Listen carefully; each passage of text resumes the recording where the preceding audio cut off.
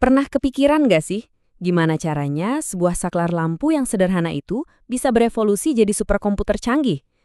Kelihatannya emang kayak sulap ya, tapi semua itu berawal dari prinsip yang sebenarnya simple banget.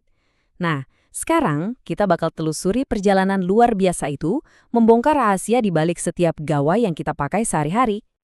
Jadi, gimana caranya kita ngajarin batu buat berpikir? Kedengerannya mustahil kan? Tapi pada dasarnya, ya itulah inti dari komputasi modern. Batu yang kita maksud di sini tuh silikon, bahan yang asalnya dari pasir biasa yang kemudian kita sulap jadi otak super cerdas di balik semua perangkat digital kita. Tapi perjalanan ini nggak dimulai dari silikon loh, justru mulainya dari roda gigi dan tenaga uap. Yuk kita mundur jauh ke belakang, ke tahun 1822, saat seorang visioner bernama Charles Babbage punya sebuah mimpi yang besar banget. Charles Babbage ini seorang ahli matematika, dan dia pengen banget bikin mesin yang bisa ngitung secara otomatis. Mesin bikinannya, yang dia sebut difference engine, itu cikal bakalnya komputer. Walaupun sepenuhnya mekanis, prinsipnya tuh sama persis dengan komputer sekarang, mengotomatiskan proses hitung-menghitung. Mesinnya Babbage itu emang keajaiban mekanis, tapi ya, roda gigi ada batasnya. Lompatan besarnya baru terjadi waktu kita pindah ke listrik. Pertanyaannya, gimana caranya listrik bisa berpikir? Nah, jawabannya ada di komponen super dasar yang namanya gerbang logika. Anggap aja ini sel-sel otaknya komputer yang paling simpel. Oke, coba kita lihat gerbang logika yang pertama. Namanya gerbang N. Coba deh bayangin ada dua saklar lampu yang dipasang berderet atau seri. Lampunya cuma bakal nyala kalau saklar 1 dan saklar 2, dua-duanya dalam posisi nyala. Kalau salah satu aja mati, ya lampunya nggak bakal nyala. Simpel kan? Sekarang kita terjemahin analogi saklar tadi ke bahasa digital. Gampang aja. Mati itu jadi 0 dan nyala itu jadi 1. Hasilnya sama persis. Outputnya cuma bakal jadi 1 kalau input A dan input B dua-duanya nilainya 1. Nah, inilah fondasi dari semua keputusan yang dibuat di dalam komputer. Gerbang logika berikutnya adalah gerbang OR. Kali ini, bayangin saklarnya dipasang secara paralel atau bercabang. Di sini aturannya beda. Lampunya bakal nyala kalau saklar 1 atau saklar 2 nyala. Salah satu aja nyala, lampunya ikut nyala. Dua-duanya nyala, ya makin nyala. Sama kayak tadi, kita ubah lagi ke bahasa digital. Outputnya bakal jadi 1 kalau salah satu inputnya, entah itu A atau B, nilainya 1. Kerennya, cuma dengan dua aturan super sederhana ini, AND dan OR, kita udah bisa mulai ngebangun sirkuit yang luar biasa kompleks. Oke, jadi komputer kita sekarang udah bisa bikin keputusan simpel. Tapi, apa gunanya otak yang pintar kalau nggak bisa mengingat apa-apa kan? Komputer itu butuh cara buat nyimpen informasi. Pertanyaannya, gimana kita kasih dia memori? Nah, solusinya adalah sebuah rangkaian cerdas yang namanya flip-flop. Dengan menyusun gerbang-gerbang logika yang tadi udah kita pelajari dalam konfigurasi khusus, kita bisa bikin sirkuit yang mampu mengunci sebuah nilai, entah itu 1 atau 0. Jadi, nilainya itu tetap kesimpan, bahkan setelah sinyal inputnya udah nggak ada. Inilah sel memori paling dasar dari sebuah komputer.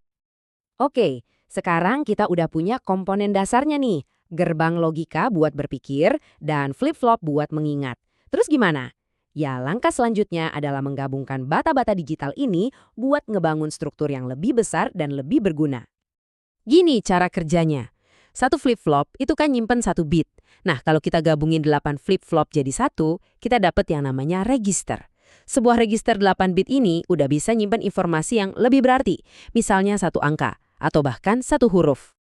Nah, setelah logika dan memorinya ketemu, kisah komputasi selanjutnya itu jadi kayak sebuah perlombaan tanpa henti.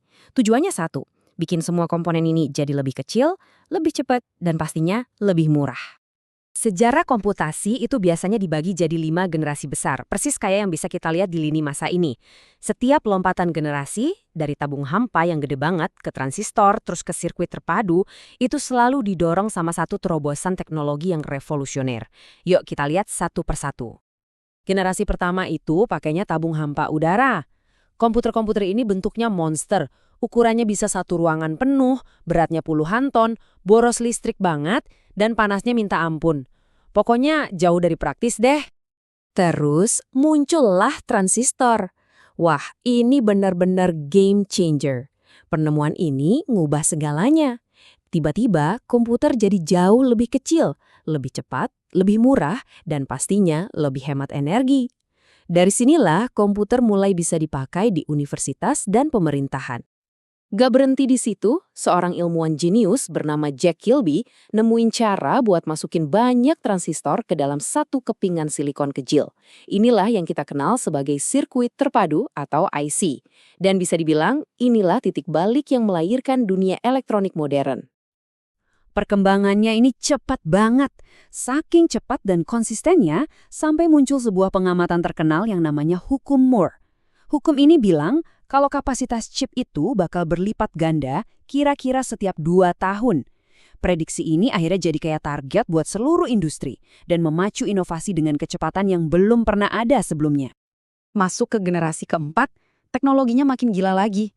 Mereka berhasil masukin seluruh otak komputer, yaitu prosesornya, ke dalam satu chip tunggal.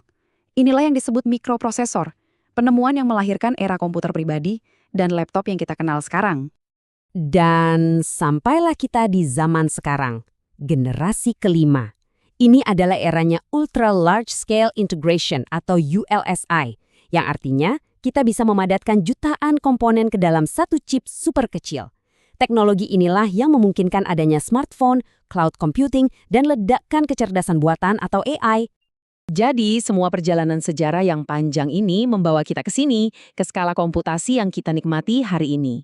Skala kemajuan dari satu saklar sederhana sampai ke perangkat yang ada di tangan Anda sekarang ini benar-benar mencengangkan. Tadi kan kita udah sebut soal ULSI ya, yang bisa masukin lebih dari 1 juta komponen ke dalam satu chip. Angka itu sendiri aja udah kedengaran luar biasa kan? Tapi tunggu dulu, itu baru titik awal dari era modern. 299 miliar. Itulah perkiraan jumlah transistor di dalam satu prosesor canggih zaman sekarang. Coba deh renungkan sejenak. Dari satu tabung hampa seukuran bohlam lampu, sekarang jadi ratusan miliar saklar super kecil yang ada di ujung jari kita. Skalanya benar-benar luar biasa. Jadi, begitulah ceritanya. Dari aturan yang super simple kayak AND dan OR, kita berhasil membangun seluruh dunia digital yang kompleksnya luar biasa ini. Intinya kan begini, aturan-aturan sederhana, kalau digabungkan dalam skala yang masif, bisa menciptakan hal-hal yang menakjubkan. Nah, pertanyaannya sekarang adalah, aturan-aturan baru apa lagi yang bakal kita ciptakan untuk membangun dunia selanjutnya?